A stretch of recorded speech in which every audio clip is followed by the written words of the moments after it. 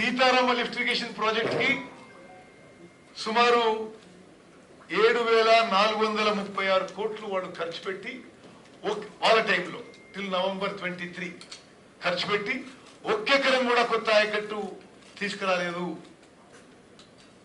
SLBC tunnel పనులు వాళ్ళ టైంలో పూర్తిగా నిర్లక్ష్యానికి గురైనాయి. డిండి లిఫ్ట్ ఇరిగేషన్ స్కీము ఏమీ చేయలేదు. పాలమూరు జిల్లాలో పెండింగ్ ప్రాజెక్ట్స్ కల్వకుర్తి, నెట్టెంపాడు, మరి భీమా, కోయిల్ సాగర్ 10 ఏళ్ళు అధికారంలో ఉన్న పెండింగ్ ప్రాజెక్ట్స్ పూర్తి చేయలేదు.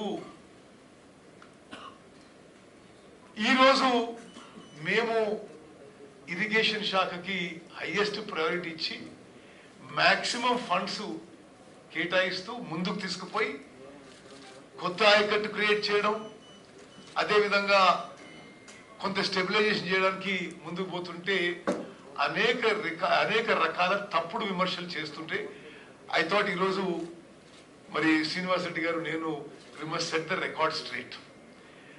ఇప్పుడు నిన్న హరీష్ రావు గారు మాట్లాడిన విషయాలు నేను కొంత అసలు ఈ ప్రాజెక్టు వెనక్కి పోతే just put that Rajiv Sagar Indira Sagar slide. వాస్తవంగా రాజశేఖర రెడ్డి గారి కాంగ్రెస్ ప్రభుత్వంలో ఇదే ప్లేస్ లో Rajiv lift irrigation scheme and Indira Rudramakota lift irrigation scheme అని ప్లాన్ చేయబడింది. శంకుస్థాపన అయింది, కొంత పనులు ముందుకు పోయినాయి. కానీ గత బీఆర్ఎస్ ప్రభుత్వంలో కమిషన్ల కకృతి కొరకు ఆ ప్రాజెక్టులు పూర్తయితే కాంగ్రెస్ ప్రభుత్వాలకి మంచి పేరు వస్తాయని చెప్పి ఆ ప్రాజెక్టులని మార్చి రీడిజైన్ చేసి ఖర్చు 2-3 ఇంతలు 4 ఇంతలు పెంచి పేర్లు మార్చి ముందుకు పోయిన విషయం కూడా నేను మనవి చేస్తున్నా. ఇది రాజీవ్ అండ్ ఇందిరా సాగర్ ప్రాజెక్టులు కలిపి అప్రాక్సిమేట్ గా ఆ స్లైడ్ పోండి. నెక్స్ట్ కంపారిజన్ స్లైడ్ పోండి. నెక్స్ట్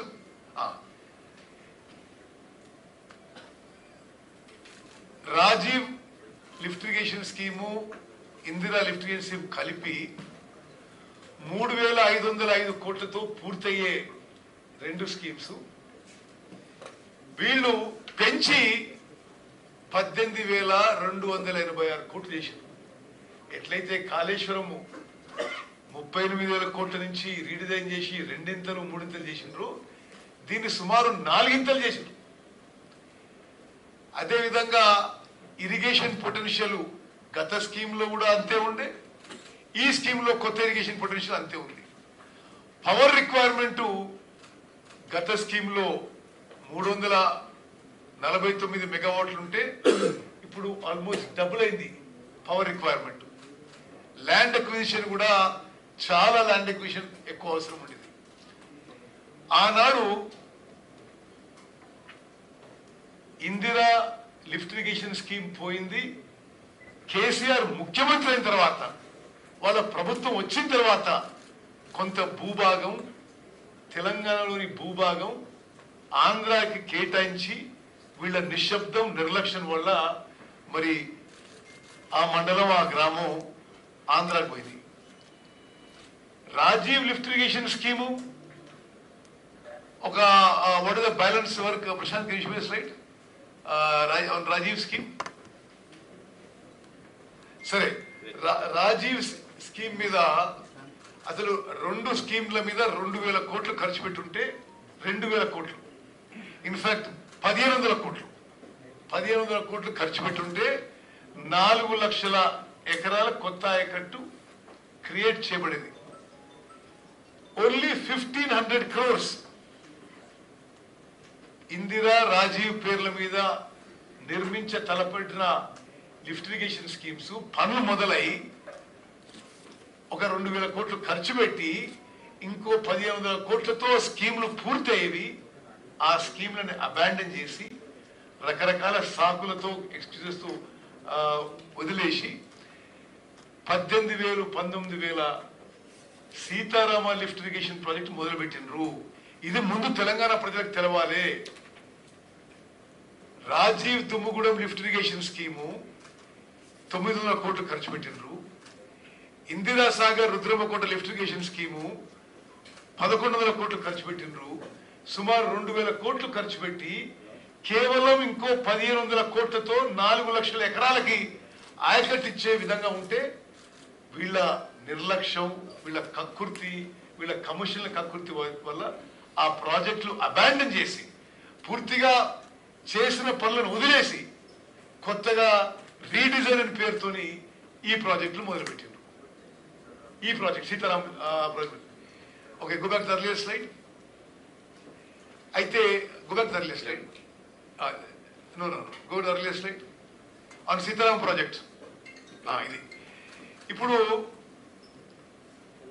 2000 ఆ Indira Sagar Rajiv lift irrigation scheme మీద కొంత సమయం ఈ ప్రభుత్వం వచ్చిన తర్వాత కూడా, వాళ్ళ ప్రభుత్వం వచ్చిన తర్వాత కూడా కొంత ఖర్చు పెట్టి వాళ్ళు 2016లో ఈ కొత్త జియో ఇచ్చిండ్రు. ఇంతకిచ్చిన జియో 7,926 కోట్లకి ఇచ్చిండ్రు. ఇప్పుడు ఆ ప్రాజెక్ట్ కాస్ట్ 19,000 కోట్లు అయింది. వాళ్ళ సమయంలోనే ఆ 7,900 కోట్ల ప్రాజెక్టు రివైజ్ ఎస్టిమేట్స్ 13,000 పోయింది, 18,000 పోయింది, ఇప్పుడు సుమారు 19,000 కోట్లు అవుతుంది.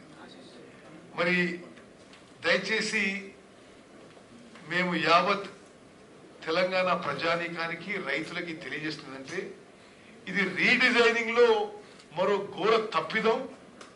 వాళ్ళ కరప్షన్ కోసము, కకృతి కోసమే అంతకుముందు ప్రాజెక్టులు అబాండన్ చేసి ఈ సీతారామ ప్రాజెక్ట్ మొదలుపెట్టారు.